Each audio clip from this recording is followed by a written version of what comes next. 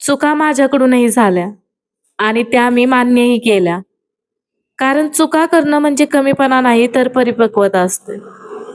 पण एका नात्यात फक्त एकाच व्यक्तीने स्वतःला बदलत राहायचं आणि दुसऱ्याने स्वतःला नेहमीच बरोबर समजत राहायचं, तर ते नातंही मग कुठेतरी थांबतं.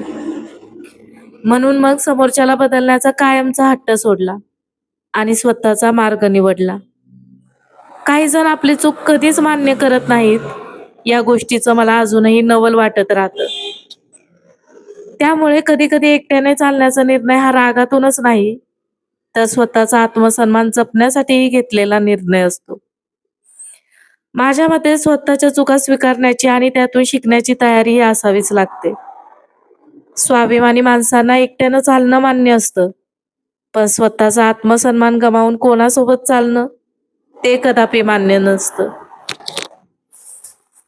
एक गोष्ट कायम लक्षात ठेवा, कदाचित ही गोष्ट व्यवसायातही उपयोगी पडेल.